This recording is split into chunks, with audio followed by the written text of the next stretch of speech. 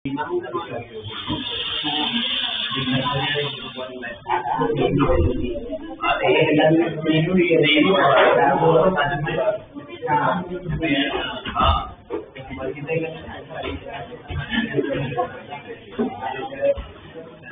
Evening.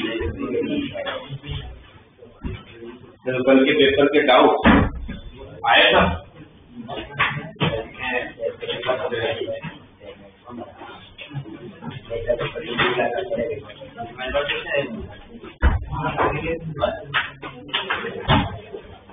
देखो कल के पेपर में पहले कोई डाउट हो तो मेरे को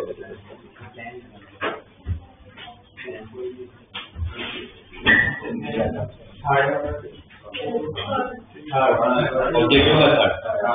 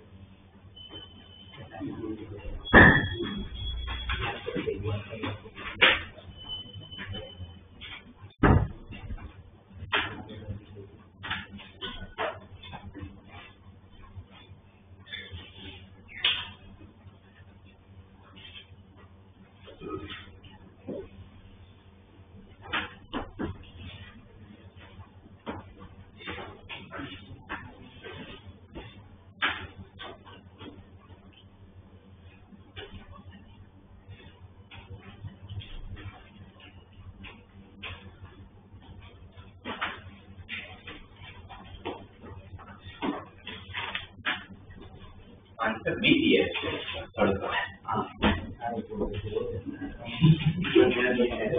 बी आपने दिया हुआ है आंसर की बी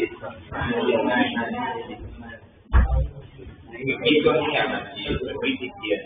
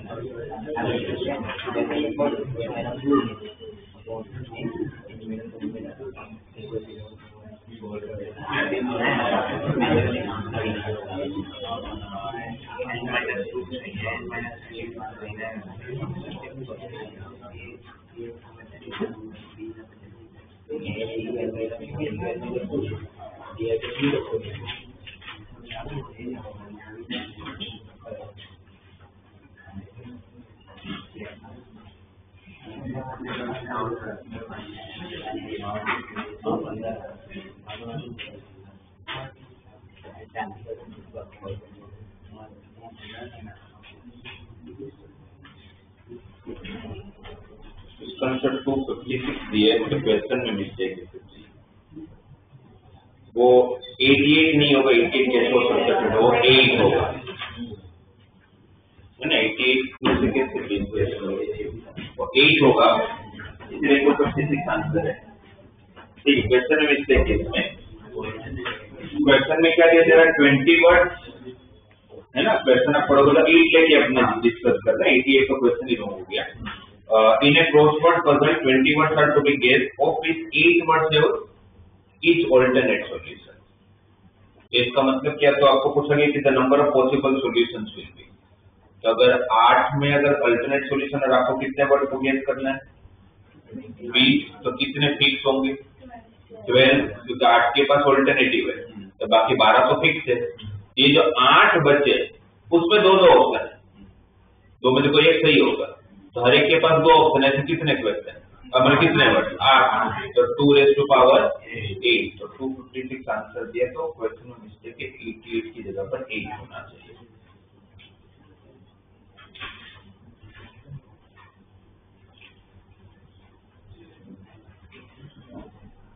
ठीक है, और थर्ड को छोड़ दो, क्वेश्चन में प्रॉब्लम है, बाकी कोई क्वेश्चन जो नहीं बताओ। मतलब 10 let Tn denote the number of triangles which can be formed using the vertex of a regular polygon of n side। मतलब मुझे बताओ अगर n साइडेड पॉलीगॉन है तो उसके वर्टेक्स कितने होंगे? क्वाड्रिलेटरल में कितने वर्टेक्स है? 4 साइडों पे तो 4 वर्टेक्स। पेंटागन में कितने वर्टेक्स है? 5। डेकागन में कितने वर्टेक्स है? 10। तो n+1 साइड वाला पॉलीगॉन में कितने वर्टेक्स है? n+1। उन्होंने क्वेश्चन पहले पढ़ोगे तो आपको समझ में आएगा। Let Tn denote the number of triangles which can be formed using the vertex of a regular polygon of n side। Tn में n साइड से तो वर्टेक्सेस भी कितने? n वर्टेक्सेस को यूज करके आप कितने ट्रायंगल्स बना सकते हो? कितने ट्रायंगल बना सकते हो? NC3 ट्रायंगल बनाने के 3 ही तो वर्टेक्सेस चाहिए। इनडायरेक्टली Tn का मतलब क्या है? n साइडेड पॉलीगॉन में से ट्रायंगल्स बनाने हैं, तो n साइडेड पॉलीगॉन तो n वर्टेक्स में से ट्रायंगल बनाने होंगे, तो NC3। और वही T of n+1 दिया तो क्या मतलब निकालोगे इसका? कितने वर्टेक्स? n+1 साइडेड पॉलीगॉन, तो वर्टेक्स कितने? तो कितने ट्रायंगल? n+1। इनका सब्ट्रैक्शन उन लोगों ने दे रखा है, कितना दे रखा है? 21। तो n+1 C3 minus NC3 equal to 21। Correct, ये आप लोगों को गिवन है n+1 C3 minus NC3 equal to 21। अब ऐसे क्वेश्चन में n+1 C3 को लिख तो सकते हो n+1 into n -1 divide by 3 to 1, but उतना बड़ा कैलकुलेशन नहीं करना चाहिए मेरी तरफ से, क्योंकि ऑप्शन है तो ऑप्शन पुट करके चेक करो तो जल्दी हो जाएगा। जो पहला ऑप्शन 5 है, 5 रखा तो क्या होगा ये 63 माइनस 563 का answer 6 into 5 into 4 divide by 3 into 2 into 2। यहीं से पता चलती तो गलत है। 20 में से कुछ माइनस हो तो 21 कैसे हो जाएगा? तो 6 तो होगा नहीं। 7 पे चले जाते हैं, तो 7C3 माइनस 63 20 आएगा। अभी कैलकुलेट किया 7 into 6 into 5 divide by 3 into 2 into 1, ये 36 कैंसिल, 35 में से 20 जाएगा तो 15 आएगा। 20 के तो 7 भी गलत है, मतलब 5 रखा 6 रखा, अब 7 रख के देखते तो 7 + 1 83 minus 7C3 83 876 divide by 3 to 1, ये कैंसिल। 7C3 कितना आएगा 35, 56 में से 35 जाएगा तो आ जाएगा 21, जिसमें कि n की वैल्यू 7 होगी। तो जल्दी हो जाएगा वर्टेक्स ऑप्शन रख के अंदर, तो बी आंसर है। उसके बाद 70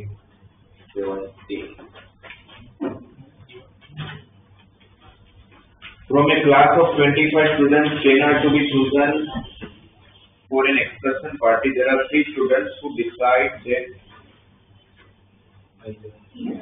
either are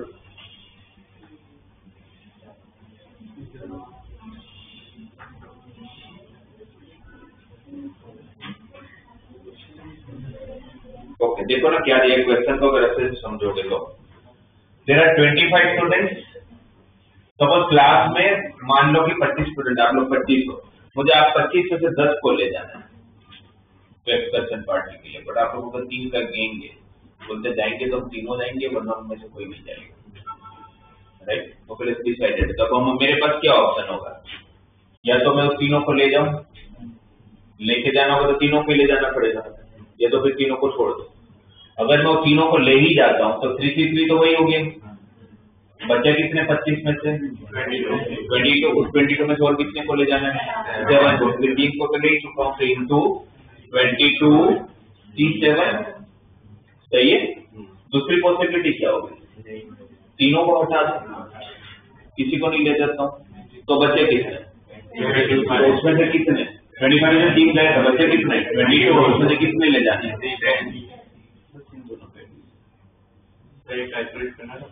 चलेगा। नहीं भी किया होगा आप लोगों ने तो मैं मार्क्स दे दूंगा। 22C7 प्लस 22C10, क्योंकि 22C10 बहुत बड़ा हो जाएगा, और 22C7 प्लस 22C10 भी लिख के आओगे तो चलेगा, लॉजिक सही होना चाहिए। 16 in an examination a question paper consists of 12 questions divided into 2 parts. ये प्रश्न हुआ कितने क्वेश्चन है 12, 2 सेक्शन, पहले सेक्शन में 5 क्वेश्चन, दूसरे सेक्शन में 7 क्वेश्चन। आउट ऑफ दो 12 क्वेश्चन मुझे से कितने का आंसर देना है, required to attempt 8 questions with the condition at least 3 from each part। मैंने बताया ऐसा जब भी सेक्शन वाइज आ रहा है और मिनिमम कोई कंडीशन दे कितना तो होना ही चाहिए, तो आप लोगों को डायरेक्टली नहीं करना, आपको केसेस बनाने हैं। पहला केस, इसमें से 3 आंसर दिए तो यहाँ से कंपलसरी 5 देना पड़ेगा, यहाँ से 4 दिया तो यहाँ पर 4, यहाँ से 5 दिया तो यहाँ से 3, यहाँ से 5 से ज्यादा तो वैसे भी नहीं दे सकते क्योंकि टोटल क्वेश्चन ही 5 है। इसका आंसर 5C3 इंटू 75, इसका आंसर 5C4 इंटू 74, इसका answer 5C5 into 73 correct. 5C3 का आंसर 5C3 20 ना, 75 और 72 सेम होते हैं, सही है, और सॉरी 10, और 72 का आंसर 21 इंटू 10 210, 5C4 5, 74 और 73 सेम, तो 7 6 5 3 2 1 6 कैंसिल, 35 इंटू 5 है ना, 35 इंटू 5 कितना होता है 5C5 1, 7C3 अभी फाइंड किया 35, तो 175 प्लस 35 कितना 210 प्लस 210 420। आप लोगों को इसका आंसर होगा 420।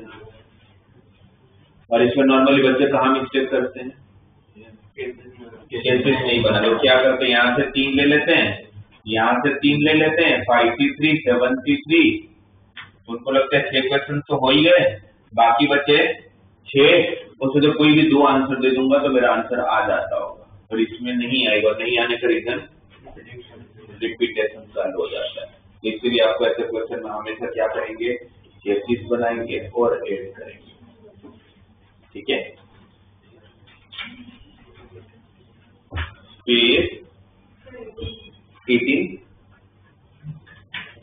How many number greater than कितना है 10 लाख है, 10 lakh 1 million can be form by using the digits 1 2 0 2 4 2 4।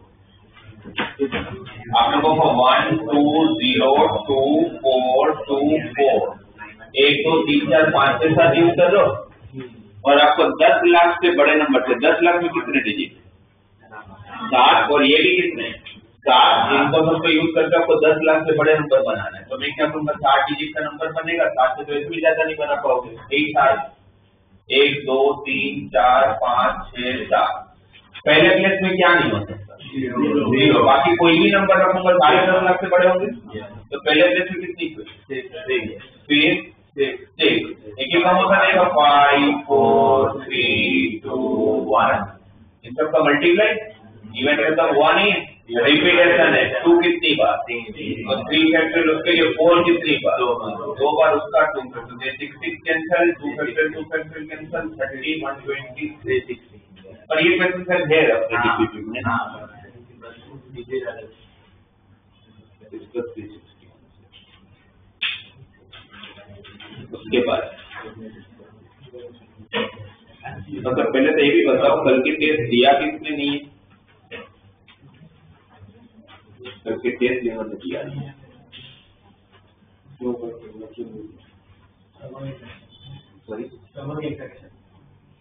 Test भी नहीं, हाँ वही आए नहीं थे इसलिए तो नहीं दिया होगा, ना तो थोड़ी तो वैसे ही मिलते हो जाओ मगर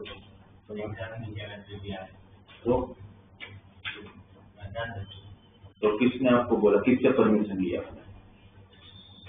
यहाँ पर आपकी फर्स्ट चलेगा तो कल मैं आपसे पूछा करूंगा। और स्कूल के एग्जाम के लिए आज के बाद कोई भी टेस्ट मिस नहीं होगा, ना टेस्ट ना क्लास। और कुछ होगा तो अपने साथ के बात करोगे।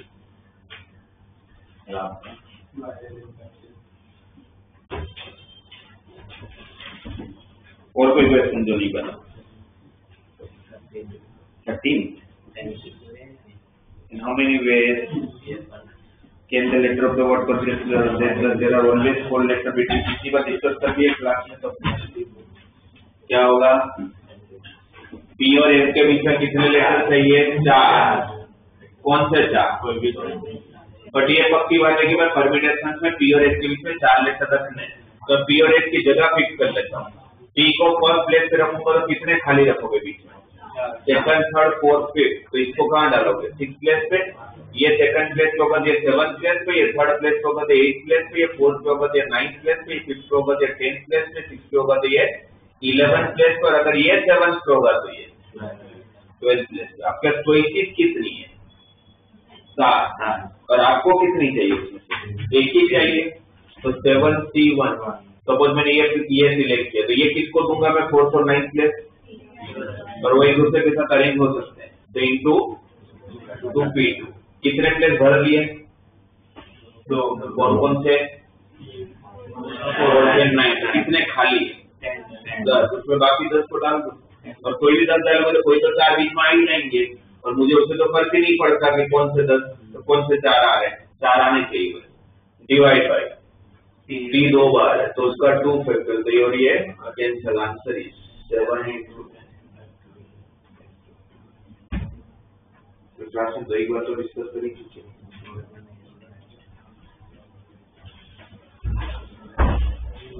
और देखो कोई अभी भी नहीं बनाओ। फिफ्थ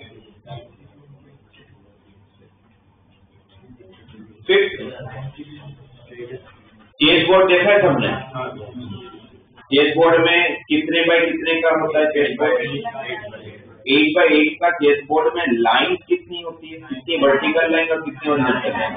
9 हॉरिजॉन्टल लाइन और 9 रेक्टेंगल बनाने के लिए कितने हॉरिजॉन्टल लाइन और कितने वर्टिकल लाइन? और 9C2 9 वर्टिकल लाइन चाहिए, उसमें तो कोई भी 2 होंगे। 9 वर्टिकल लाइन होती है, चाहिए कितनी रेक्टेंगल के लिए? 2। तो 9C2 × 9C2 खत्म। कोऑर्डिनेट ज्योमेट्री में एक ही चीज ध्यान रखना है, मिनिमम रिक्वायरमेंट क्या है? तो बनकर स्क्वायर रेक्टेंगल नहीं होता। अच्छा अब ये रेक्टेंगल इसकी बात हो रही है, एक चीज और मैं आपको बताता हूँ। सपोज आपको ये पूछे कि चेस बोर्ड में या कोई भी डायमेंशन का कोई अगर आपको पहले से अगर आपको रेक्टेंगल या स्क्वायर दिया जाए और आपको बोला जाए कि उसके अंदर कितने रेक्टेंगल्स बनेंगे, तो उसमें कोई लॉजिक कुछ ज्यादा दिमाग नहीं लगाना, क्योंकि रेक्टेंगल लाइन के लिए क्या चाहिए आपको? 2 वर्टिकल लाइन 2 हॉरिजॉन्टल लाइन। और जो भी आपका डायमेंशन होगा, जैसे अगर मेरे पास 3 बाई 3 का अगर एक स्क्वायर है तो 3 बाई 3 के स्क्वायर में आपके पास लाइन कितनी बनती है?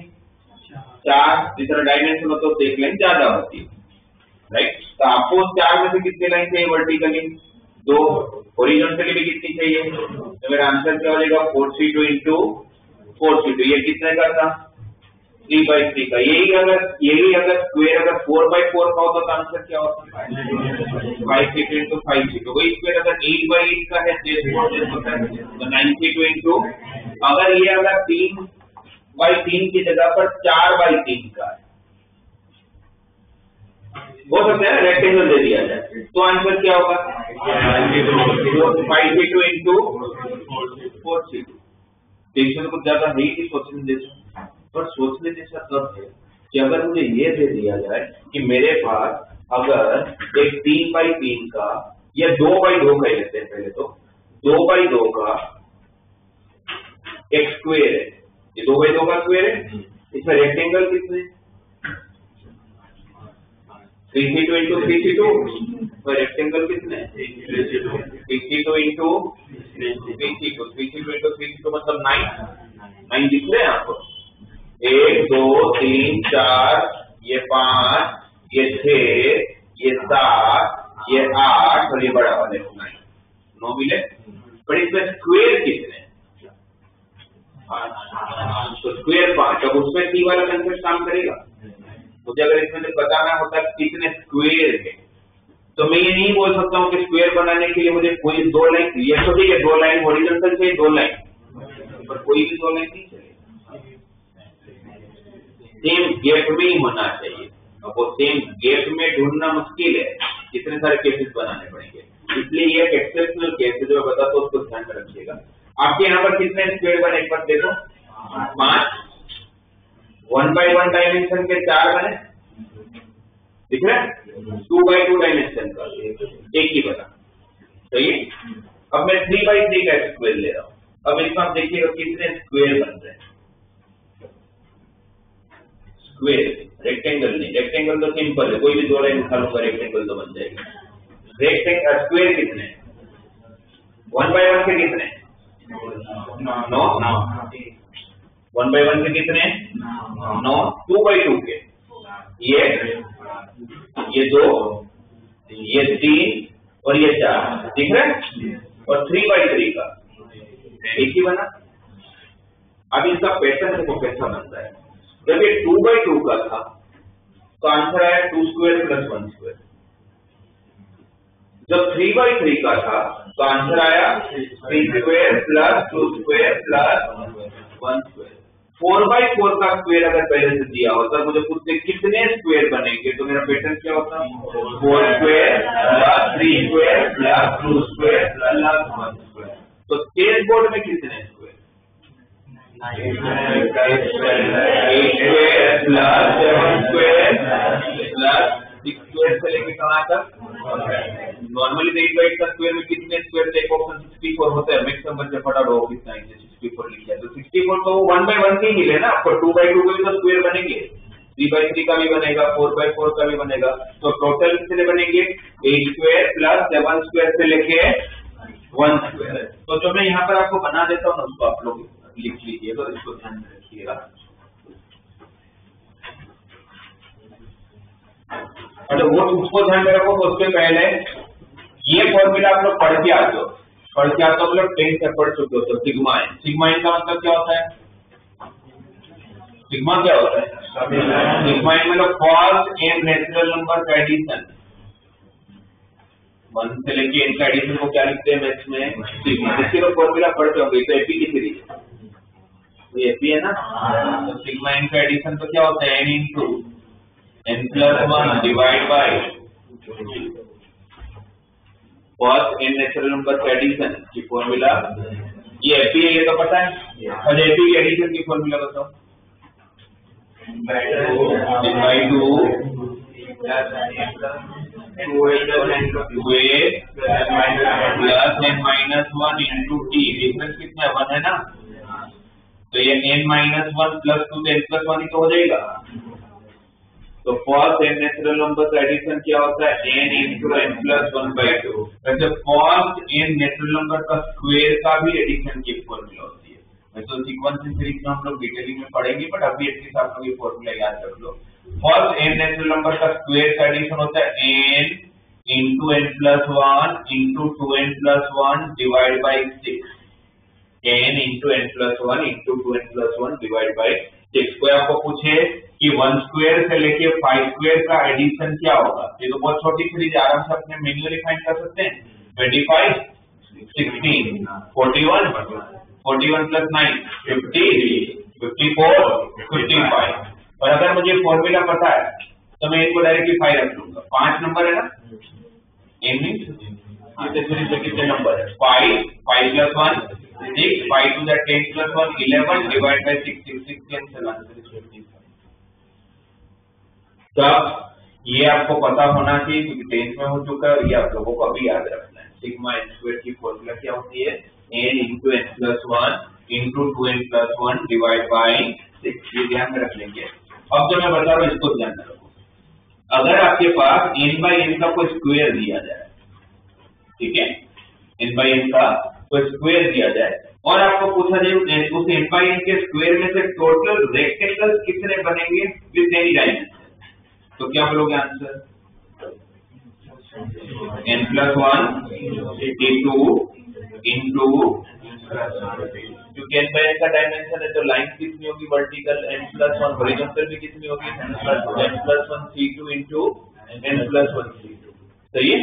बट स्क्वायर कितने होंगे तो डायरेक्टली सी वाला कंसेप्ट काम नहीं करेगा, तो वहां पर जो आप लोग याद रखो सिग्मा n स्क्वायर का पैटर्न याद है ना। और सिग्मा n स्क्वायर की फॉर्मूला जो मैंने अभी बताया आपको n plus 1 2n plus 1 divide bye. तो कोई पूछे कि चेसबोर्ड में कितने स्क्वायर होंगे तो क्या करोगे? 1 स्क्वायर से लेके कहां तक का एडिशन? यहाँ पर n की जगह पर क्या रखोगे? तो 8 इंटू 9 इंटू 17 डिवाइड बाय 6 जो आंसर आएगा उतने स्क्वायर। ठीक है, ये समझ आया तुमको कैसे अप्लाई करोगे? फिर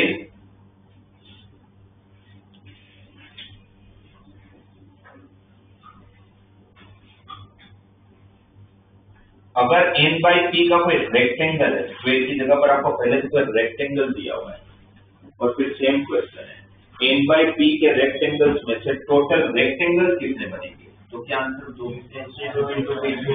n plus 1 c2 into p plus 1 c2। जितना डायमेंशन होता है एक लाइन ज्यादा होगी और उसमें मुझे 2 लाइन चाहिए, कोई भी 2 लाइन चलेगा रेक्टेंगल के लिए। अच्छा, यहाँ पर जब n बाई p बोल लो तो कोई तो छोटा होगा है ना, 5/4 6/3, तो कोई तो छोटा होगा तो p को मैं छोटा डायमेंशन लेके चल रहा हूँ, p less than suppose n।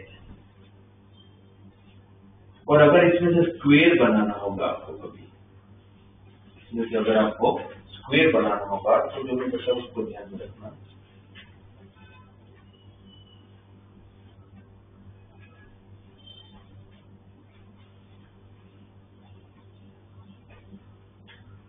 ये आप लोग मैं आपको अप्लाई करके बताता हूँ इसका मतलब क्या।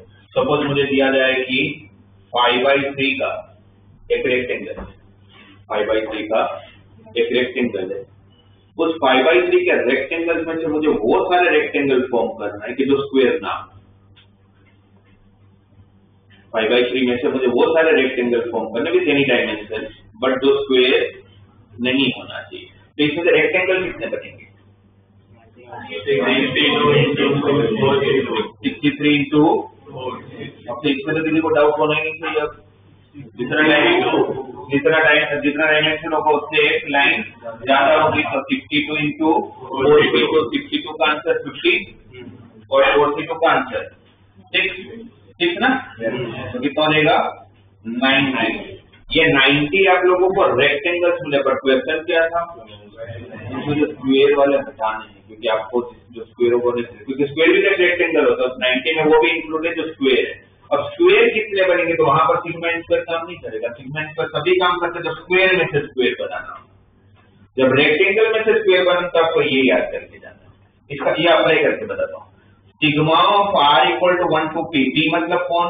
जो छोटा डायमेंशन। इससे छोटा डायमेंशन कौन है? 3। तो 1 से लेके चालू करके कहां तक जाना है? 3 तक।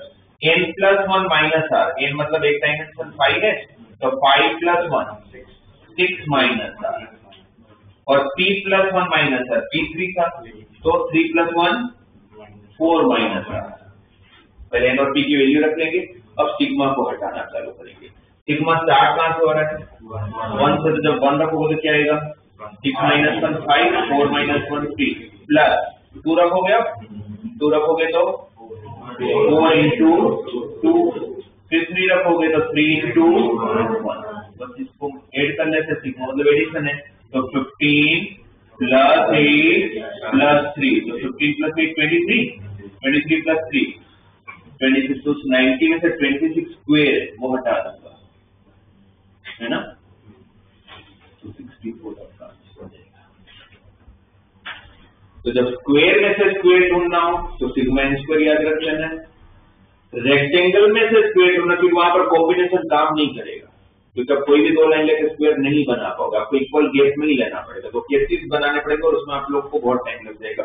तो मैंने शॉर्टकट बता दिया, इसको अप्लाई कर लीजिएगा, आप लोग आंसर आ जाएगा। ठीक है, इसको लिख लो और इसको ध्यान रखिए।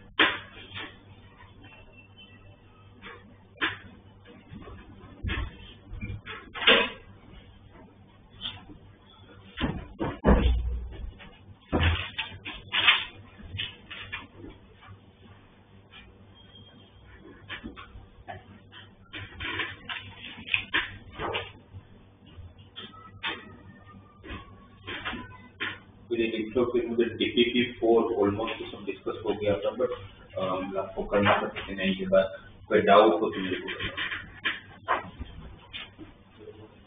DPP4 के डाउट।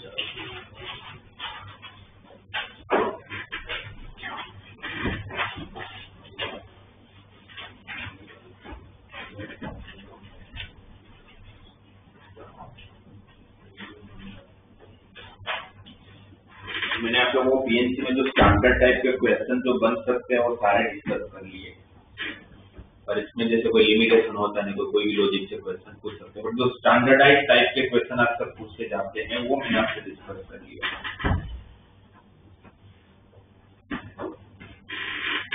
DPP4 में हर टाइप का ऑलमोस्ट कोई ना कोई क्वेश्चन है, तो आप लोगों ने किया है तो मेरे को डाउट बताओ, कोई doubt.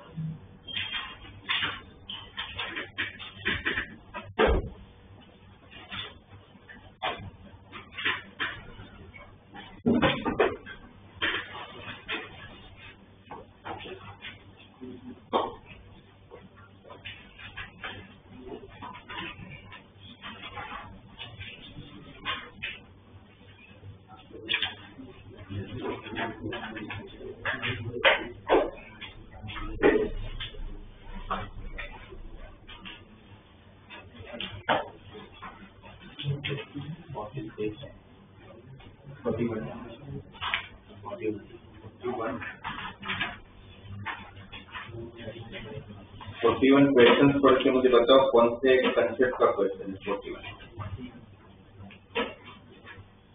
n given 24,500 the number of ways by which n can be resolved into two factors। कौन से कंसेप्ट का क्वेश्चन है?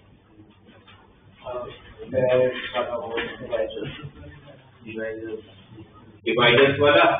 तो 24,500 के डिवाइडर ढूंढने का क्या मेथड होता है, कैसे करते हैं? मतलब वही इतना प्राइम फैक्टर पता करते हैं। 24,500 में 2 कितनी बार, 3 कितनी बार, 5 कितनी बार, ये सब पता करना पड़ेगा। 24,000 में अगर 50 किसने किया हो तो मुझे बता सकते हो 2 कितनी बार है? 2 बार। 2 2 बार, 3 9 5 3 3 आई नहीं रहा। Okay 5 3 time, okay 7 2 time, 7 2 time बस। ओके तो 2 2 टाइम, 5 3 टाइम, 7 2 टाइम। तो 2 को सिलेक्ट करने के लिए हमारे पास कितनी हुई? 3।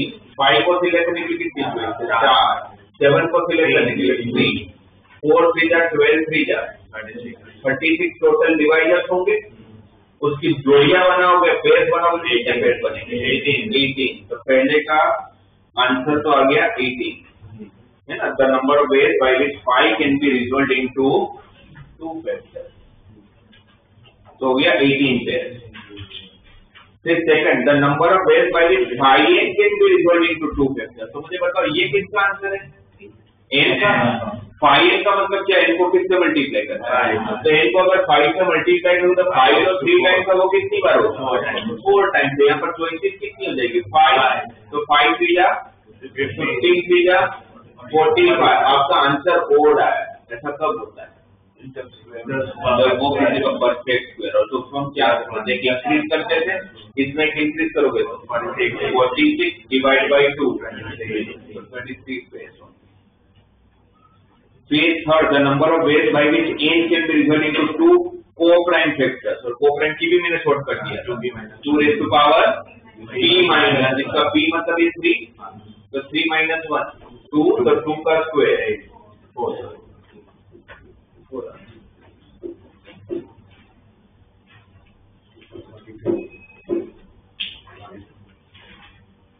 तो 42। The number of ways of selection of one or more letters from 42। A कितनी बार है? 4 बार। B कितने हैं? 2। C 3 बार। D 1 बार, E 1 बार। और क्वेश्चन क्या है पहला वाला? आपको सिलेक्शन करना है without any restriction. There is no restriction. अगर कोई रिस्ट्रिक्शन ही नहीं है, बट हाँ इतना बोला है ऊपर के टाइटल में, find number of ways of selection of one और मोर लेटर। खाली हाथ नहीं आना है, उसको लेके आना है। ए के बाद कितनी हुई? 5। कौन सी 5 बता सकते हो? 0 टाइम है, 1 टाइम, 2 टाइम, 3 टाइम और 4 टाइम। तो 5 हुई। डी के पास कितनी थी? 3। 0 टाइम, 1 टाइम, 2 टाइम। सी को लेके 4, डी को लेके 2 या तो लूंगा या तो नहीं लूंगा। ई को लेके, एफ को लेके ये कितना हो रहा है? 5 से 15 60 120 240 480। बट इसमें एक कोई घटानी पड़ेगी। कौन सी? खाली हाथ लेके आ रहा हूँ और खाली हाथ नहीं आना। तो 480 माइनस तो कितना देगा? 479। ये हुआ आप लोगों को फर्स्ट का आंसर। इसका second, the letters A and B are selected at least one. A या बी को कम से कम एक बार तो सिलेक्ट करना ही है। तो ए के पास कितनी चॉइस? पहले कितनी थी? अब कितनी होगी? 4। कौन सी नहीं चलेगी? एक भी ए नहीं ले रहा। बी के पास टोटल कितनी चॉइस है? 3। उसमें जब क्या नहीं चलेगा तो कितनी चॉइस?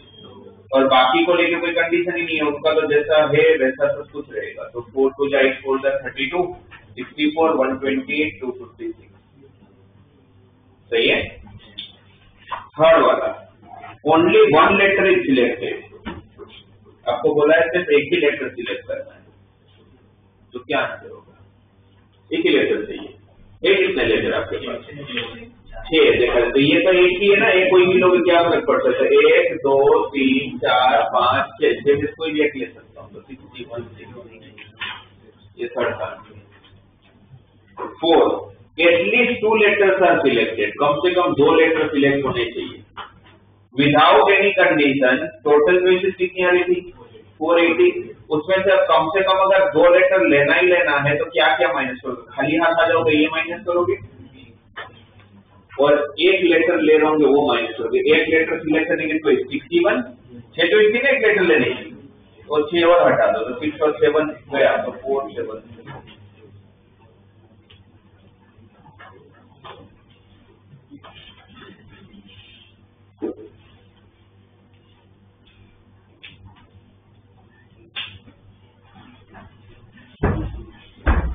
उसके बाद कोई क्वेश्चन?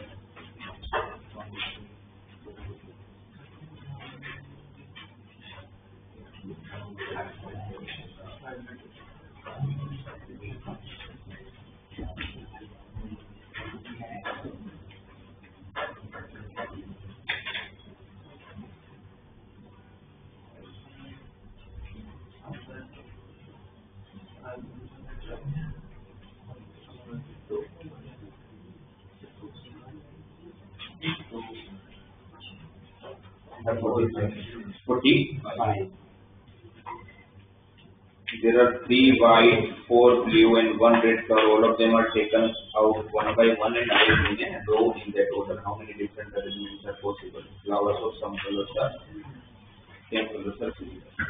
आपको बोला है कि 3 white है, 4 blue है, 1 red है, 3 white जो सेम दिखते हैं, 4 blue ये भी सेम है, 1 red वो एक ही है। All of them are taken out one by one. एक के बाद एक लेना है आपको और अरेंज करना है इन a row in that order, right? जिस तरह से लोग उसी ऑर्डर में आपको अरेंज करते रहना है। तो आपको पूछा गया कि कितने वे से आप अरेंज कर पाओगे, how many different arrangements are there, तो आपको क्या लग रहा है कितने टोटल फ्लावर इसमें? 8। अरेंज सबको ही करना है ना, किसी को नहीं छोड़ना है। तो अगर मैं 8 को अगर अरेंज करता हूँ तो क्या बोलूंगा? 8 फैक्टोरियल, उसमें ये सारे सेम दिखते हैं तो क्या करोगे? जब सेम दिखते हैं ये चारों भी सेम दिखते हैं तो 4 फैक्टोरियल 1 का तो एक ही है तो उसको सोल्व कर देना, आंसर आ जाएगा।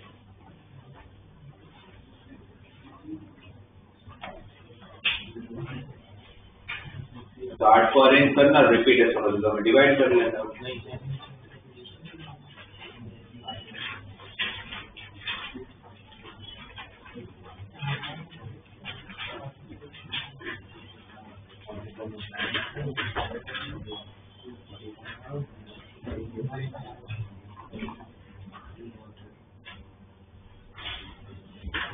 और हमेशा आपको क्वेश्चन समझने की ट्राई करना है जब भी क्वेश्चन आता है।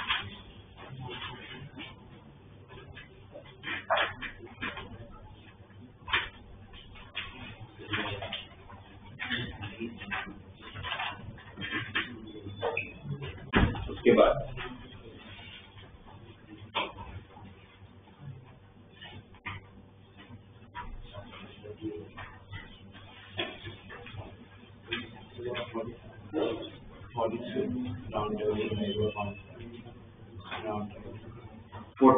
how many ways 4 men and 3 women may sit around a round table if all the women are together?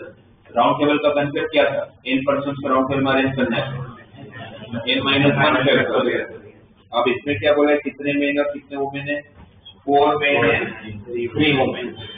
4 main और 3 वुमेन का आपको राउंड टेबल में अरेंज करना है with the condition all women are sit together. तो women का क्या करेंगे? एक ग्रुप ले लेंगे, तो अब कितने? 3 वुमेन का एक ग्रुप हो गया और बाकी बच्चे हैं 4 मेन, तो टोटल कितने हो गए? 5। 5 को राउंड टेबल में अरेंज करना होगा, 5 - 1 4 फैक्टोरियल है ना। और वो जो 3 वुमेन को साथ में लिया तो वो तो अपने आप अरेंज हो गई ना, उनका 3 फैक्टोरियल, तो 4 तो 3 फैक्टोरियल तो 140।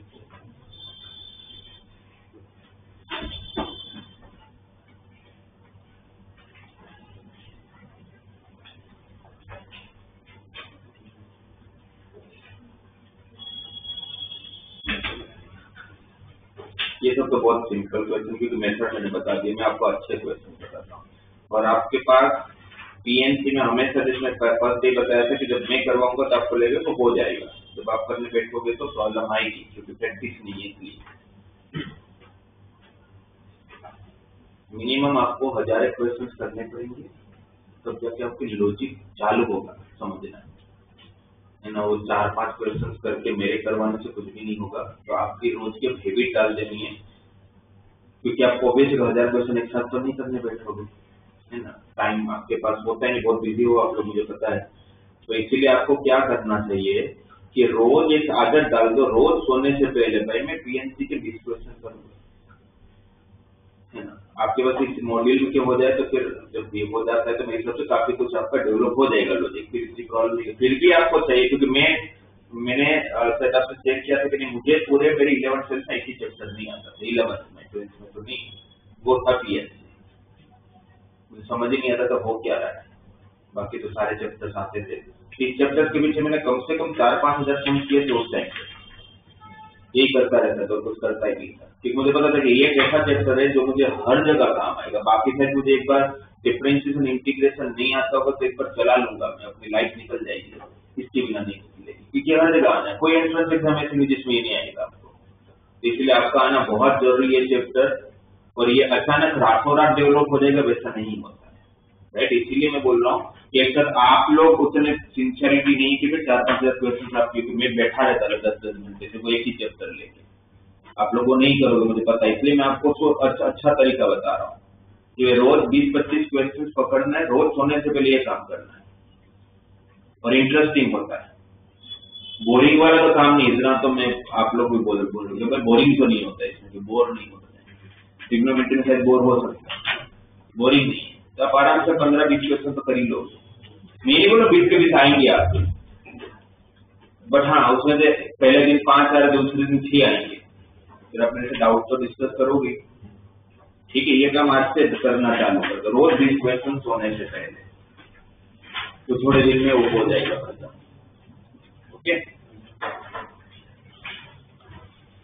देखो लेवल 1 निकालो, लेवल 1 में जो मैं बताता हूँ तो थोड़ा अलग टाइप के क्वेश्चन होंगे, पहले वो बताता हूँ। सबसे पहले 6 question,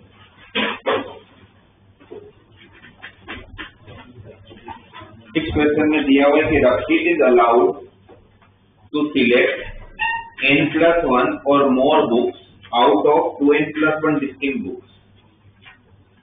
Rakshit is allowed to select n+1 or more books out of 2n+1 distinct books if the number of ways in which he may not select all of them is not 55. Then find the value of it. पहले question समझो, कितनी total book है, minimum कितनी लेनी है उसको, n+1 से ज्यादा ले सकता है, पर हाँ उसमें भी एक कंडीशन है, सारी नहीं ले पाएगा, तो उसके पास टोटल चॉइसेस कितनी आ रही है 255, सही है। एक बार अगर मैं लिखूं अगर उसको कॉम्बिनेशन के वे में, तो there are total 2n+1 notebooks and out of the 2n+1 books minimum n+1 book को सिलेक्ट करना है। तो मैं n+1 से चालू करता हूं, हो सकता है कि उसमें सिर्फ n+1 ही सिलेक्ट हो, पॉसिबल है। ऐसा भी तो हो सकता है उसने n+2 बुक सिलेक्ट किया हो सकता है। ऐसा भी तो हो सकता है उसने n+3 बुक सिलेक्ट किया। मैक्सिमम को कितने बुक सिलेक्ट कर सकते हैं, मैक्सिमम कितने सिलेक्ट कर सकते हैं 2n, क्योंकि 2n+1 मना किया है करने को, तो 2n+1 कर सकते थे, बट क्वेश्चन में मना ही। और इसका आंसर हम लोगों ने कितना दिया है 255। तो आपको पूछा n की वैल्यू क्या होगी, तो भी इतनी बड़ी सीरीज तो आप सोल्व नहीं कर पाओगे। तो आपको कॉम्बिनेशन की एडिशन की कौन सी प्रॉपर्टी, दो ही प्रॉपर्टी होती है एडिशन की, कौन कौन सी, मैं पहले तो दोनों प्रॉपर्टी याद करा। एडिशन को लेकर 2 प्रॉपर्टी है, मैंने दोनों बताई, कौन कौन सी,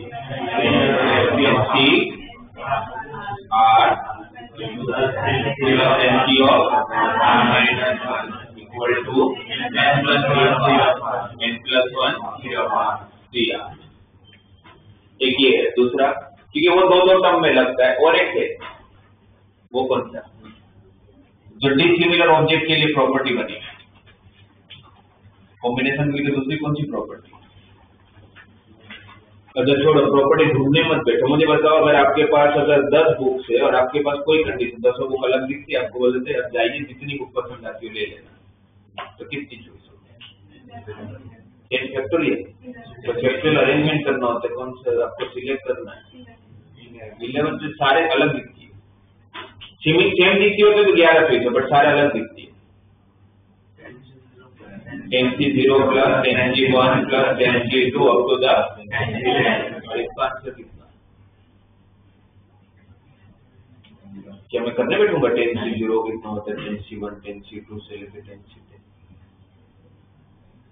अच्छा यही याद नहीं है, वेरी गुड। देखो अब अपनी नोटबुक में सिलेक्शन में 2 सिलेक्ट सिमिलर और dissimilar 2 raise to power n, किसी को याद नहीं है तो हद है भाई। NC0 plus NC1 plus NC2 up to the NCN का एडिशन कितना? 2 रेज़ टू n। जैसे याद नहीं है इतना देख कर कर ही सकते तुम लोग, इतना तो याद हो। बट इस सीरीज की कंडीशन क्या है? C0 से चालू होना चाहिए, CN पे खत्म। बहुत बड़ी सीरीज होती है, इसको याद कर लेंगे। 2 टर्म के लिए ठीक है, ये उतना बड़ा सीरीज है तो मतलब नहीं है इसका, तो उसको याद करते हैं।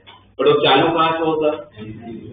अगर मैं बोलूँ यहाँ पर 2n+1 ऑब्जेक्ट है, अगर उसके लिए अप्लाई करना होता तो 2n+1 C0 से चालू होता, फिर 2n+1 C1, फिर 2n+1 C2, ये बढ़ते बढ़ते 2n+1 Cn होगा एक टाइम पे, फिर 2n+1 CN+1, फिर 2n+1 CN+1। सीरीज कहाँ खत्म होना चाहिए? 2n+1 2n+1। तो आंसर क्या होता है? 2 रेज़ टू पावर। अगर C0 से चालू के कहां तक जाता है? लास्ट तक, सारे ऑब्जेक्ट में सिलेक्ट कर पाता है। सही है ना? ये तो प्रॉपर्टी है। ये बदलता रहेगा, अगर n 10 होगा तो 2 रेज़ टू 10 आएगा, n 5 होगा तो 2 रेज़ टू 5 होगा, n की जगह पर 2n+1 होगा तो 2 रेज़ टू 2n+1 आएगा। अब मुझे ये सीरीज जो हमें पूछी गई वो यहां से चालू करनी है। अब हमारे पास इक्वालिटी को लेके एक ही property, NC of R equal to NC of n minus r। ये वाली प्रॉपर्टी अगर यहां अप्लाई करोगे तो क्या आएगा answer? NC of R equal to NC of n minus r, तो 2n+1 C of 2n+1 minus n+1, तो क्या बचेगा? 2n+1 जब n+1 देगा तो क्या बचेगा? n बचेगा। तो ये और ये सेम हो गया, राइट? इसमें अप्लाई करोगे तो क्या बचेगा? 2n+1 C of n minus 1, जो इसके पहले के टर्म के इक्वल होगा। मतलब बेसिकली यहां से लेके यहां तक की सीरीज और यहां से लेके यहां तक की सीरीज सेम है। इसमें अप्लाई करोगे तो क्या बचेगा? 2n+1 C0, 2n+1 C0। हमेशा इस सीरीज में आधे आधे टर्म सेम हो जाते हैं। क्यों? कोई पूछे तो क्या बोलेंगे? तो NC of R equal to NC of n minus r। जैसे 10C0 से चालू करता हूँ, 10C0 से लेकर मैं 10C10 तक जाता हूँ,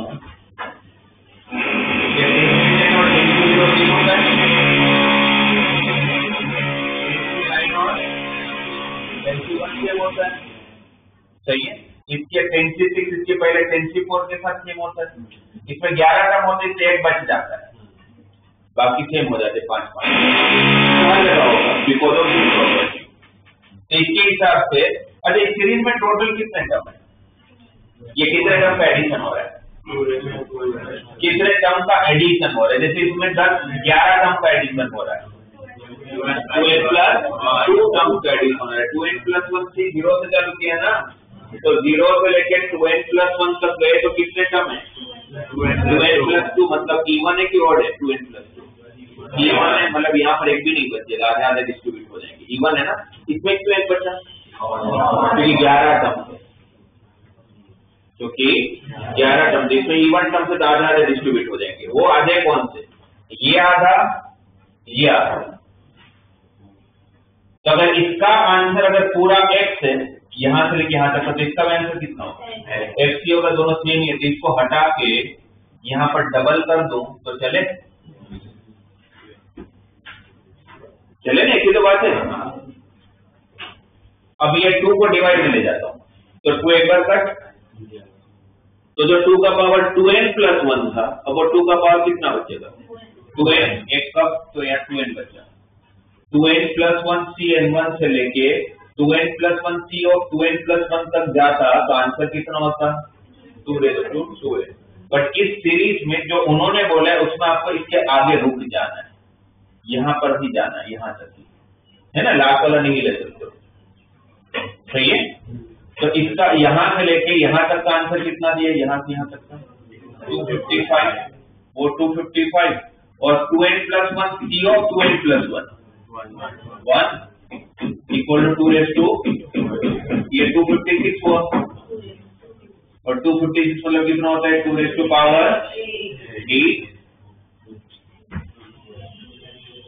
सही है। तो पेयर से मैं तो पावर को इक्वेट कर सकता हूँ, तो 2n इक्वल टू 8, तो n इक्वल टू 4। तो जब भी इतनी बड़ी सीरीज आती है तो इस प्रॉपर्टी की और आधा से सब सेम हो जाता है। देखा जाए तो कॉम्बिनेशन में 3 ही तो प्रॉपर्टी है, 2 एडिशन को लेकर और इक्वालिटी को लेकर और 2 प्रॉपर्टी की है। बाकी जो वो शॉर्टकट्स है, भाई पैटर्न बना उससे हमने शॉर्टकट बना ली।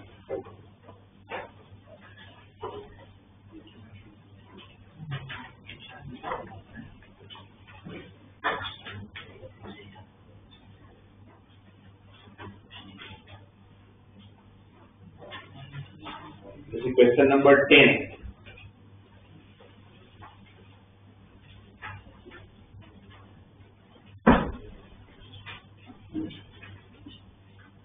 टेंथ में क्या दिया हमें 6x have to be placed in the square of figure such that each row contain at least 1x। Total उसमें कितने ब्लॉक दिख रहे हैं आपको फिगर में 8 और x कितने 6। सबको प्लेस करने के बाद भी 2x तो बची जाएंगे, 2 ब्लॉक बच जाएंगे, मतलब 2 ब्लॉक बच जाएंगे, राइट।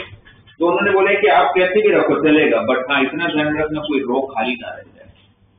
कितने रो है 3, उसमें आप चाह के भी मिडल रो को तो खाली रख ही नहीं सकते, उसको खाली रखोगे तो बाकी है ही कितने ब्लॉक 4 ही है, तो मिडल वाला तो यूज वो नहीं। अच्छा कोई कंडीशन नहीं दिया होता, कोई कंडीशन नहीं, सिर्फ आपको बोला जाता है 8 ब्लॉक है, आपको 6x को रखना है, तो कितनी चॉइस होगी विदाउट एनी कंडीशन 86। 8 में से 6 ब्लॉक सिलेक्ट कर लेता, अच्छा कोई भी x नहीं पर भी रखते तो फर्क पड़ता। अच्छा ये जो 6x की जगह पर अगर अलग अलग अल्फाबेट दिया होता है ABCDE है, तो मेरा आंसर क्या होता into 6 करके या तो 86, क्योंकि फिर मत फर्क पड़ता क्योंकि सारे अलग अलग अल्फाबेट, इसमें सारे अल्फाबेट सेम है, तो आंसर क्या होगा 86। तो आंसर क्या होगा 86, सही है। वो जो आंसर 86 होगा, उस 86 में अब आप लोगों को क्या नहीं चलेगा, 86 का आंसर पहले ढूंढ लेते हैं। 86 किसके इक्वल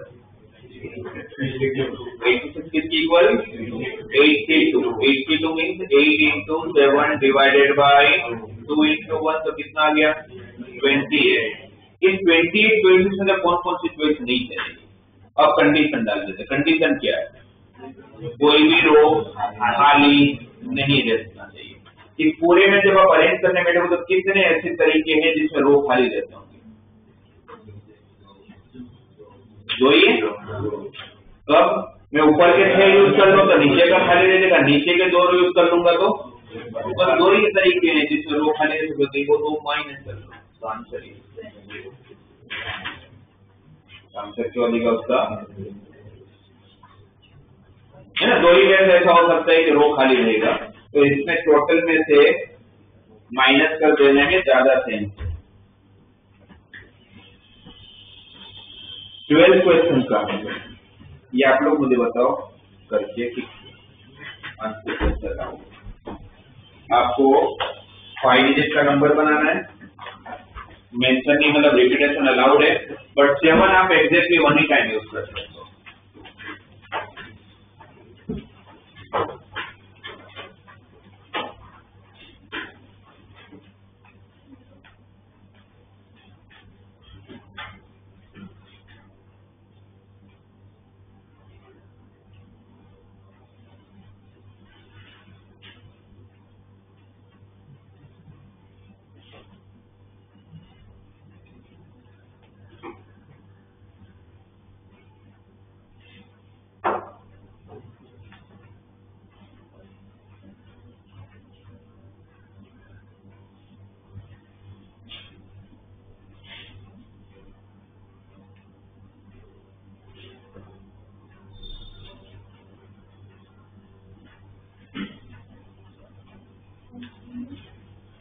कितना है सी, देखो पीछे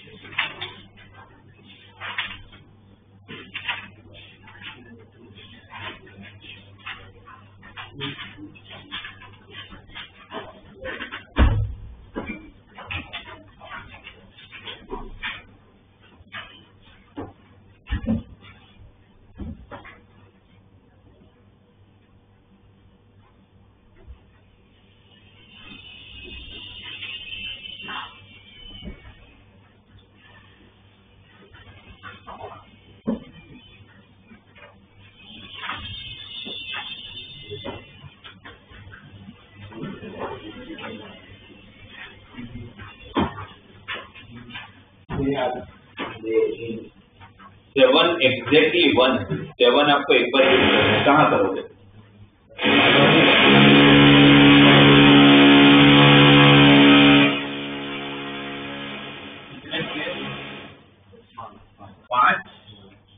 पांच ना, कहाँ यूज करोगे आप सेवन? करना तो एक ही बार है, कहाँ करेंगे?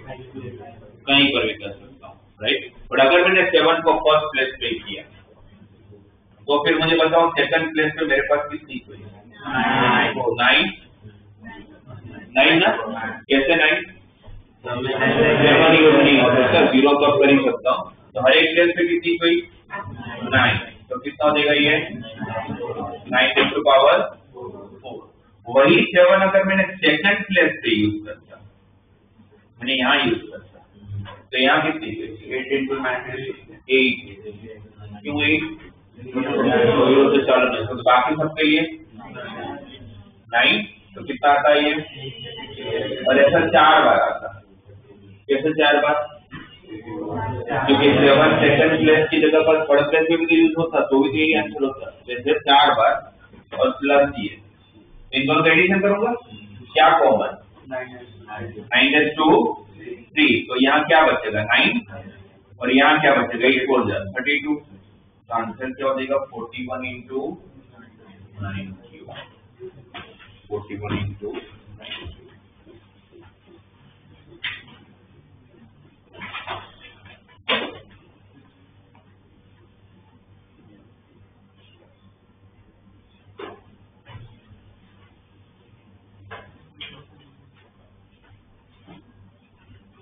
तो 13 वाला जो क्वेश्चन है ना, वो मैं आपको क्वेश्चन करता हूँ, उसमें पीएनसी से ज्यादा नंबर सिस्टम का काम है।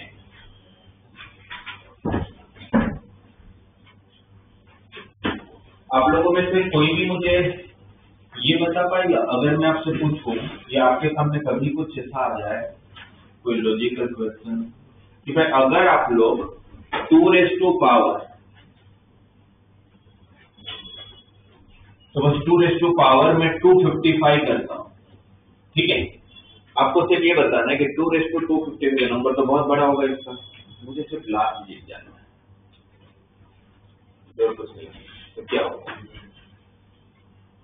2 का लास्ट डिजिट क्या होगा? नंबर तो आप फाइंड कर ही नहीं सकते, करना भी नहीं है, बस लास्ट डिजिट क्या होगा ये जानना है। क्या होगा? एग्जैक्ट एक नंबर चाहिए, ऑप्शन थोड़ी। क्या होगा? 2, कैसे? कैसे लगते हैं? 2 32 है।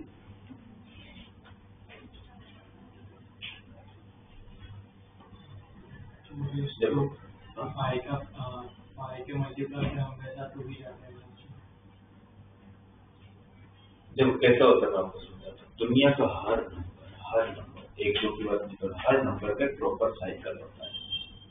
प्रॉपर साइकिल का मतलब कि एक टाइम के बाद वो वापस से रिपीट होना चालू होता है, राइट। जैसे 2 का 4 का साइकिल होता है। What is 2 1? 2 square 4, 2 cube 8, 2 4, right.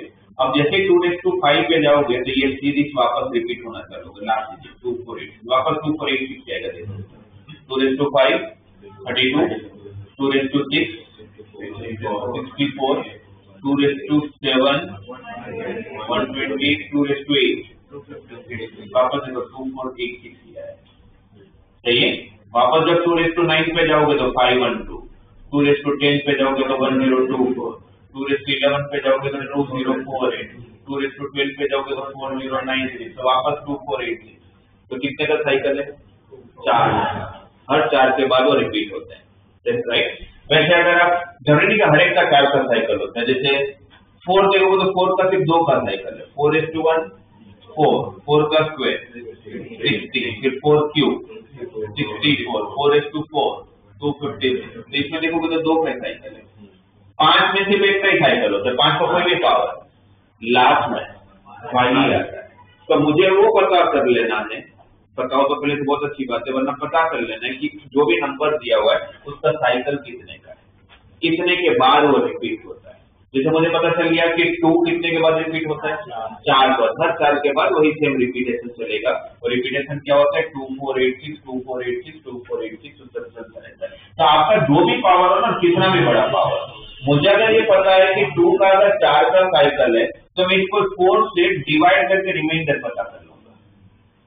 इसको 4 से डिवाइड करके, क्योंकि 4 का साइकिल है तो 4 से जब डिवाइड करोगे 255 4 से डिवाइड होता है? नहीं होता। कैसे पता चला? लास्ट के 2 डिजिट 4 से डिवाइड नहीं होते हैं। तो 2:255 के आसपास में कौन सा नंबर है जो 4 से डिवाइड होगा? 252 ना। तो रिमाइंडर कितना बचा? 3। इसका मतलब क्या हुआ कि 252 4 का डिवाइडर है, इसका कि ये जो 2486 है 2486 तो रिपीट होता रहता होगा और वो रिपीटेशन खत्म होगा 252 पे, और उसका रिमाइंडर कितना बचा? 1 2 3। इसका लास्ट डिजिट 8 होगा। तो लास्ट डिजिट क्या होगा? 8 होगा। अगर यहाँ पर रिमाइंडर 1 बचता तो मेरा आंसर क्या होता? 2। रिमाइंडर 2 बचता तो वो, रिमाइंडर 3 बचता तो, रिमाइंडर बचता ही नहीं तो वही पर जाके खत्म होगा। समझ आया? ऐसा किसी भी नंबर का लास्ट डिजिट पता कर सकते, ठीक है। अब क्वेश्चन देखो, क्वेश्चन नंबर 13 क्या बोला है? द यूनिट डिजिट, मतलब लास्ट डिजिट पता करना है किसका? 17:2009 का। 17:2 तो किसका साइकिल जानना पड़ेगा? 7 का। 17 का नहीं, लास्ट डिजिट से मतलब है तो 7 का। तो 7 का साइकिल 7:1 7 का स्क्वायर 49, 7 का क्यूब 343, मतलब लास्ट में 3 आया। 7:4 जो भी आएगा बट लास्ट में 1 आएगा। 3 को 7 से मल्टीप्लाई करो तो 21 होगा। फिर वापस 7:5 होगा तो 1 7 के साथ मल्टीप्लाई करो तो 7 से वापस चालू होगा। इसमें कितने का साइकिल है? 4 का। अगर 4 का साइकिल है तो क्या करूंगा? 17:2009 17:2009 4 का साइकिल है। 2009 का सबसे नियरेस्ट वैल्यू बताओ तो 4 से डिवाइड होगा। 2008। रिमाइंडर कितना बचा? 1। रिमाइंडर 1 बचा तो इसका लास्ट यूनिट डिजिट क्या होता होगा? 7 ना। तो जो पहला जो नंबर है 17:2009 बहुत लाखों करोड़ों पता नहीं अब जो में होगा, बट उसका लास्ट डिजिट क्या होगा? 7। ये हमें पता है, राइट। 11:2009 का लास्ट डिजिट तो 1 ही होगा। 1 का तो कोई भी पावर 1 ही होता है। और लास्ट में वापस 7:2009 का लास्ट डिजिट 7 का जो वही 7 का होगा ना। बस यहाँ पर ये प्लस करके इसको माइनस कर देना है तो 7 तो कट ही जाएंगे, जिससे कि लास्ट डिजिट क्या हो जाता होगा? 1। ठीक है। तो इसमें पीएनसी की जरूरत नहीं, इसमें कोई नंबर सिस्टम आपको पता हो।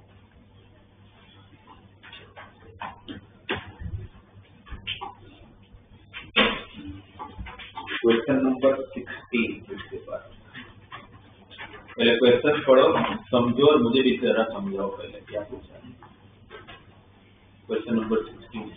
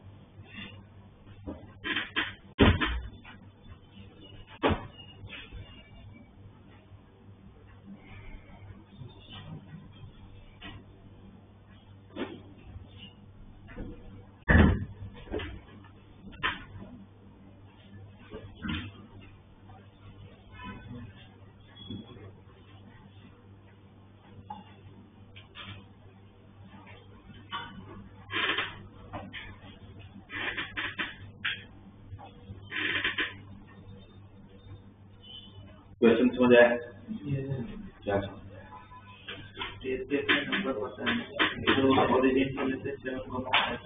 अभी आप कहाँ पर हो? 0,0 जाना कहाँ है? 7,5 पे 0,0 पे घर है, 7,5 पे ऑफिस है, वहां जाना है। आपके पास चलने के लिए सारे तरीके, उन्होंने वो डार्क कर को एक बस एग्जांपल के हिसाब से दिया हुआ है कि एक तरह से आप पहुंच सकते हो। बस आपको कंडीशन या तो आप राइट जाओगे या तो ऊपर जाओ, सीधी बात है। यहाँ और यहाँ जाना चाहिए तो राइट जा सकते हैं या तो ऊपर जा सकते हैं। आप वापस नीचे नहीं आओगे, लेफ्ट नहीं जाओगे। तो आपके पास ऑफिस पहुंचने के लिए कितने अलग अलग रास्ते हैं, ये क्वेश्चन है।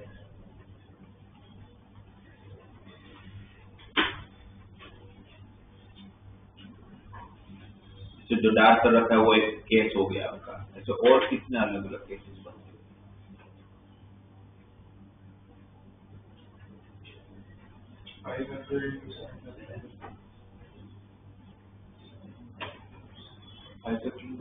कितना बड़ा होता है?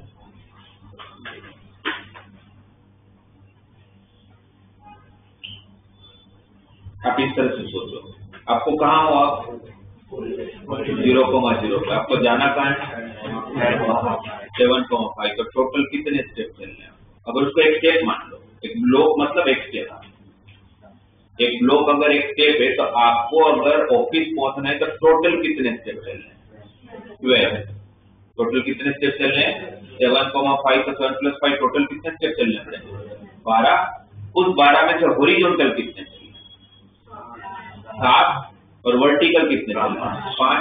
x मतलब हॉरिजॉन्टल और y मतलब, तो 12 में से मुझे 7 हॉरिजॉन्टल चलना और 5 वर्टिकल चलना है। कौन से 7 हॉरिजॉन्टल चलने? क्या है जरूरी कि पहले 7 हॉरिजॉन्टल चल लूं फिर मैं 5 वर्टिकल चल लूं? इसी तरह से 0,0 से एंड तक चला जाऊं, 7,0 तक, फिर 5 के 5 वर्टिकल चले, तो जरूरी है? नहीं जरूरी। ऑर्डर कोई भी हो सकता है, मुझे जैसा अच्छा लगेगा मैं वैसा करूंगा। 4 हॉरिजॉन्टल चला, फिर 1 वर्टिकल चला, वापस 1 आध हॉरिजॉन्टल चला, वापस 1 आध वर्टिकल चला, मेरी मर्जी है। बट चलना कितना पड़ेगा हॉरिजॉन्टल? 7। ये पक्की बात है। और वो भी कितने में से? 12 में से। तो 12 में से हॉरिजॉन्टल, अब ऐसा मान लो 12 चॉकलेट है, 2 बच्चों को देनी है, एक बच्चे को 7 देनी, दूसरे बच्चे को 5 देनी, तब कितने पैसे दे सकते? आपके हाथ में 12 चॉकलेट है, 2 बच्चे आए आपके घर पे, एक को 7 देने, दूसरे को 5 देनी, तो कितने पैसे दे पाओगे? पहले को किस वे से दोगे?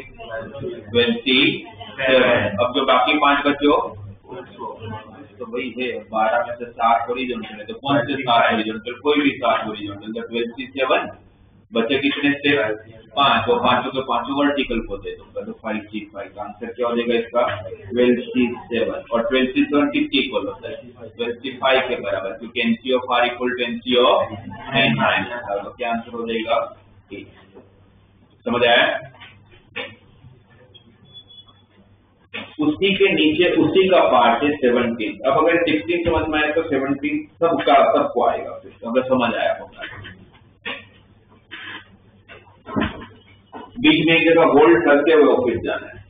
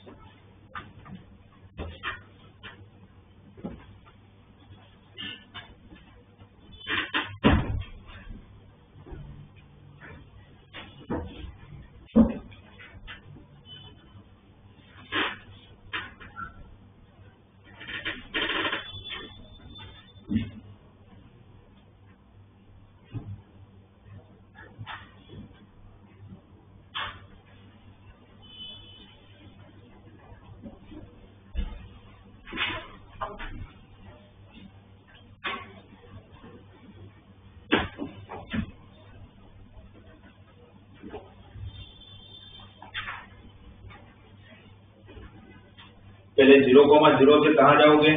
3,4 मतलब कितने स्टेप?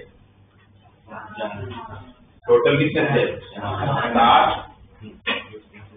तो फिर हॉरिजॉन्टल कितने 3, कौन से 3 कोई भी चीज, तो पहले हॉरिजॉन्टल चल लेता हूँ, 7 में से 3 हॉरिजॉन्टल है 7 C3, बाकी जो 4 बचे वो 4 किस चलोगे वर्टिकल, तो 7 C3 इंटू अभी कहाँ पहुंचे आप 3,4 पर, अभी आप कहाँ हो जाना कहाँ है बोले 3,4 मतलब कितने स्टेप चल लिए आप चलने टोटल, अब ऑफिस पहुंचने के लिए टोटल 12 स्टेप चलने थे, 7 चल चुका, तो बचे कितने हैं 5 ही स्टेप बचे। अब उस 5 में से हॉरिजॉन्टल कितने 4, क्योंकि 3 और 7 के बीच का गैप कितना है 4, और 4 और 5 का गैप कितना है 4 हॉरिजॉन्टल चलूंगा एक, तो 5 में से कौन से 4 हॉरिजॉन्टल कोई भी, तो इंटू 5C4, बाकी जो एक बचा वो वर्टिकल चल लूंगा तो 1C1, सही है राइट। इसको सोल्व करोगे कि सारे 135, तो जब भी ऐसे क्वेश्चन आते तो डिस्ट्रीब्यूशन की तरह ट्रीटमेंट।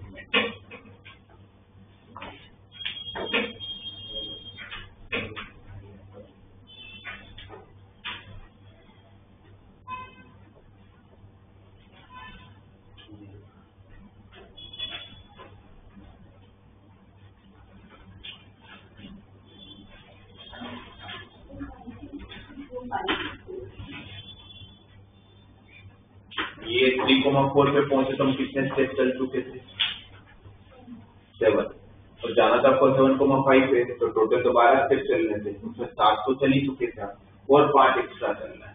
उस 5 में से आपके पास हॉरिजॉन्टल कितने चलने पड़ेंगे 3 से 7 पे जाना, तो 4 हॉरिजॉन्टल चलने पड़ेंगे है ना, और 4 से 5 एक वर्टिकल चलना पड़ेगा, तो 5 के चलने उसमें 4 हॉरिजॉन्टल है, कौन से 4, तो कोई भी 4, फिर एक बचो वर्टिकल चलो।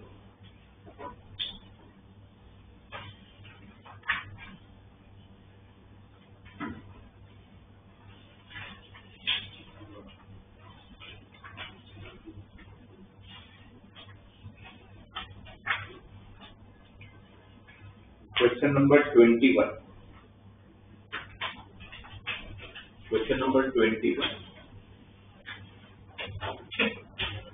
the number of ordered pairs M and N both are belongs to 1 to 50, right? The number of ordered pair M and N both are belongs to 1 to 3 up to the 50, such that 6 raised to M plus 9 raised to N is a multiple of 5। मतलब question क्या दिया भाई, आपके पास 6 का power M है, 9 का power N है, और ये जो M और N है वो आपको कहां से सिलेक्ट करना है 1 से लेके 50 में से, तो M को सिलेक्ट करने के लिए कितनी चॉइस 50 चॉइस 53 और N को भी सिलेक्ट करने के लिए 50, तो दोनों का 50-50 चॉइसेस है, बट उनको लेना इस तरह से कि आप जब इसको सोल्व करोगे M और N को लेने के बाद, तो जो भी नंबर है वो 5 का मल्टीपल होना चाहिए। अब मुझे बताओ कोई भी नंबर 5 का मल्टीपल अगर है तो कैसे पता चलता है कि नंबर 5 का मल्टीपल, एंड में 0 आएगा या आगे कुछ भी आए फर्क नहीं पड़ता, बट लास्ट में कंपल्सरी क्या आना चाहिए 0 या तो अभी हम बोल सकते हैं कि किससे डिविजिबल हो 5, सही है। अब आते हैं वापस अपने केस पे, M और N के पास कितनी कितनी चॉइस थी 50%, बट आप उस 50-50 चॉइस से बेसिक चॉइसेस पता करो, जब इनका एडिशन किया जाए तो लास्ट में या तो 0 आए या तो 5। अब ये तो मैं तभी पता कर पाऊंगा जब मुझे 6 और 9 के वो जो पैटर्न वो पता चले, ऑर्डर पता चले, साइकिल पता चले। 6 raised to 1 6 का स्क्वायर 6 में तो कुछ भी लूंगा तो लास्ट में उसका एक साइड ऑर्डर होता है, एक का साइकिल होता है, 6 का कोई भी पावर लोगे तो 6 ही आएगा, सही है। इसके लिए 6 में जो लेना है लो, कोई फर्क ही नहीं पड़ता, उसमें 6 ही आना है। अब 9 को फर्क पड़ता है क्योंकि अब 9 raised to 1 9 square 81 9 cube 729 9 raised to 4 1 आएगा लास्ट, है ना, 9 9 81, फिर वापस यही ऑर्डर चालू हो जाएंगे।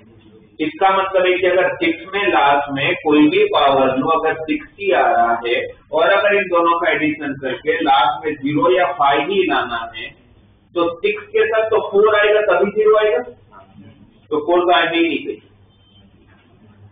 तो 0 तो आने चाहिए। अब कुछ भी कर लो, 6 का पावर n प्लस 9 से स्पेंड करके आप लास्ट में 0 तो नहीं लेके आ सकते, तो फिर अब बचा क्या ऑप्शन, 5 का ही ऑप्शन बचा। 5 कैसा आएगा, 6 के साथ ये आएगा तो आएगा, या तो फिर ये आएगा। मतलब 9 का कौन सा पावर चाहिए, और पावर। जैसे कि अच्छा m को लेके कितनी इक्वेशन, कुछ भी आएगा चलेगा मुझे, क्योंकि लास्ट में 60 आता है, जिसके पास आज भी 50 बनता है और इसके पास अभी 25 क्योंकि लेना पड़ेगा पावर, और जब तक काम खत्म नहीं होता तब तक मल्टीप्लाई 50 और 25 का मल्टीप्लीकेशन।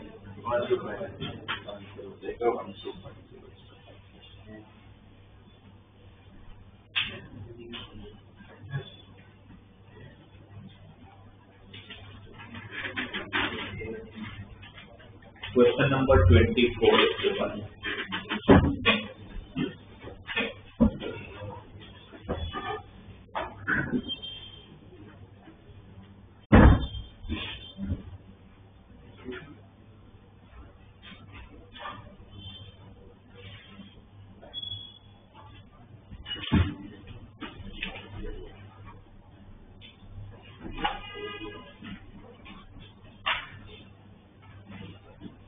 तो देखो ना 24 क्वेश्चन में करवाता हूँ, मैं आपको समझाता हूँ, पहले तो समझाता हूँ क्या समझ बना देगा बताइए।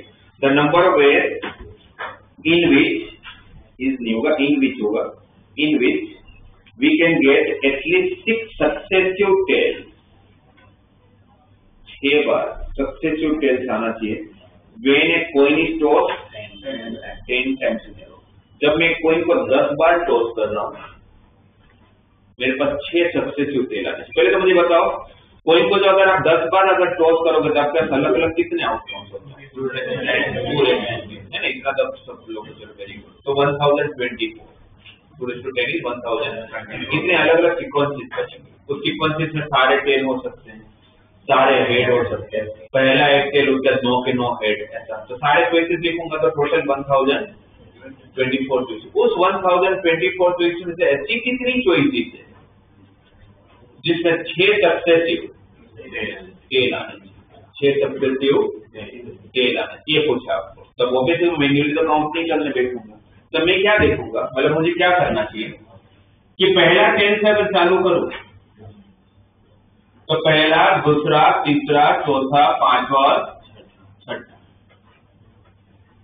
ये 6 अगर टेल ले लूं मैं तो 7th अटेम्प्ट बचा, 8th अटेम्प्ट बचा, 9th अटेम्प्ट बचा, 7th अटेम्प्ट में फिर क्या आता होगा, हेड, क्योंकि अगर वो भी टेल आया तो 7 सक्सेसिव हो जाएंगे। तो पक्की बात है कि यहाँ पर क्या आता होगा, हेड, यहाँ पर क्या आता, हेड भी आएगा तो चलेगा, हेड भी आएगा तो चलेगा, क्योंकि उसका अगर तीनों टेल आ भी गए तो भी तो 3 ही टेल बनेंगे, जबकि उन्होंने क्या बोलते 6 सक्सेसिव टेल बनने चाहिए, है ना। अगर सोचे तो भाई यहाँ कुछ भी आएगा तो मुझे टेंशन नहीं है, तो यहाँ के लिए 2 चॉइस, यहाँ के लिए 2 चॉइस, इसके लिए 2 चॉइस, बाकी सबका कंपल्सरी एक चॉइस है। तो 2 into 2 into 2 तो ऐसे पॉसिबिलिटी 8 बनेगी जिसके पहले 6 टेल होंगे। सही है, ये समझ आया। सबसे पहले ये मैंने टेल कहां से चालू किया था, फर्स्ट 6 सक्सेसिव लिए थे। अब मैं वही टेल सेकंड से चालू करता हूँ, सेकंड, थर्ड, फोर्थ, फिफ्थ, 6 और 7।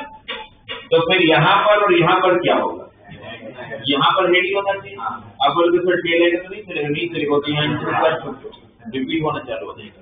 और फिर यहाँ पर हेड और यहाँ पर ST भी चलेगा और ST भी चलेगा, तो 4 चॉइस हुई।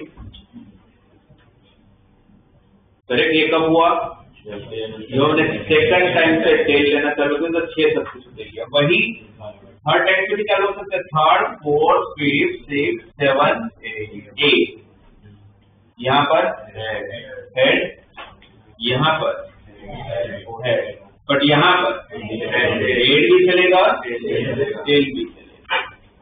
और यहाँ पर भी हेड भी चलेगा, ये सही है। थर्ड टाइम से चालू, जब फोर्थ टाइम से चालू करता हूँ, 4 5 6 7 8 9, तो यहाँ पर हेड, यहाँ पर हेड और यहाँ पर एस टी भी चलेगा, एस टी भी चलेगा, तो 4 स्विच वहां होंगे। अब एक लास्ट जो फोर्थ चलो तो फिफ्थ चलो, 5 6 7 8 9 और 10, तो फिर कंपल्सरी यहाँ पर है, पर बाकी तीनों में फिर एस में तो कुछ भी चलेगा, आजू बाजू में बस वो नहीं चलेगा क्योंकि 7 हो जाएंगे, तो यहाँ पर 8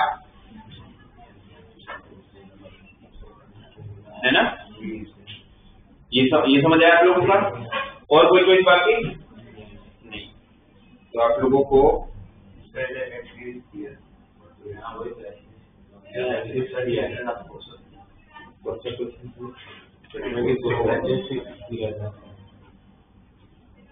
सॉरी, मैं एग्जैक्टली चेक करके बना लिया क्वेश्चन में, एग्जैक्टली ये किसका आंसर है, ये एग्जैक्टली 6 का आंसर है, एग्जैक्टली 6 का आंसर।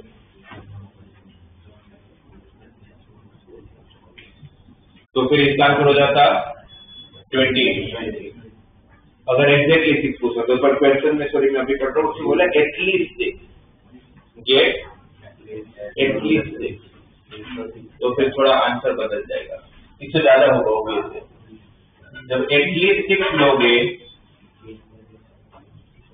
तो फिर सिर्फ क्या इसमें, इसी में बता दो मुझे क्या फर्क पड़ेगा, जहाँ पे खाली रखेगा वहाँ पे एग्जैक्टली, जहाँ पर सिर्फ 8 लिखा है वहां पर एस टी आ जाएगा। फिर तो अगर वहां पर आगे में भी आ जाए तो मुझे टेंशन नहीं है, तो अगर यहाँ पर एस टी आ जाएगा तो फिर यहाँ पर कितनी कोई 16, बस इसकी जगह पर एस टी नहीं आएगा, क्यों नहीं आएगा, क्योंकि अगर यहाँ पर भी एस टी लिया और टी आ गया तो ऑलरेडी काउंट नहीं कर चुका, तो वो बस नहीं आएगा। बाकी यहाँ पर कितनी गई आई, यहाँ पर भी एस टी आएगा, फिर कहाँ नहीं आएगा, यहाँ नहीं आएगा, क्योंकि वो यहाँ अगर आ गया तो फिर इसके साथ रिपीटेशन चालू हो सकता था ना, इसलिए। बाकी 1 2 3 तो 8, यहाँ पर भी एस टी आ सकते हैं, सिर्फ यहाँ नहीं आ सकता, तो यहाँ पर भी 8 और यहाँ पर छोड़ के 8, तो ये 4 32 32 प्लस 16, इसका आंसर फिर 48 हो जाएगा, डी आंसर हो जाएगा। एग्जैक्टली 6 और एटलीस्ट 6 में फिर फर्क पड़ जाएगा, 20 का फर्क पड़ जाएगा।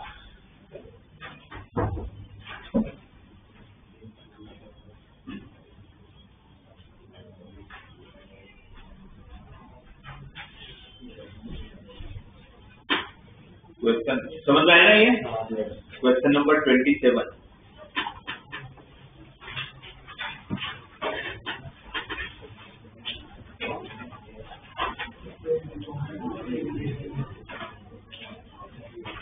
कौन से कंसेप्ट लगाएंगे इसमें,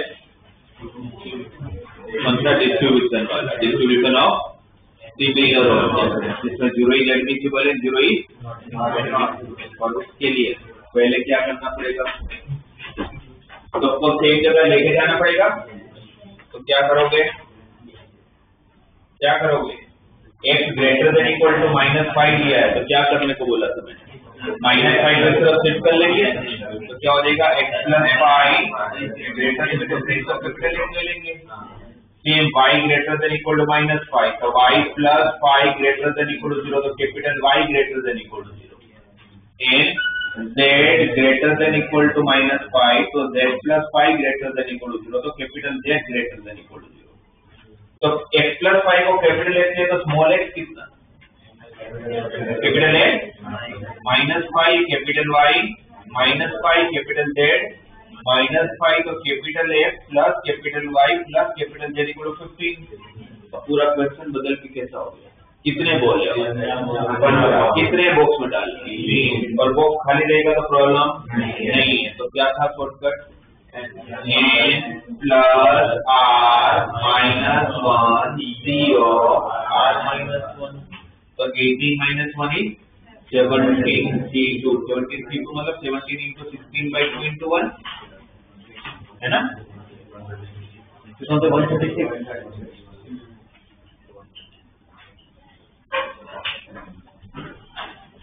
अपने जैसे मैंने बोला आप लोगों को रोज अपने सोने से पहले 25 क्वेश्चन करेंगे और रोज 25 क्वेश्चन क्लास में आके सबसे पहले डिस्कस करें। मतलब चलो 20 चीज रखते हैं, 20 + 20 40, क्योंकि एक दिन का गैप भी है हमारा क्लास का। तो परसों हम लोग 40 क्वेश्चन डिस्कस करेंगे जो आप लोगों से नहीं बने।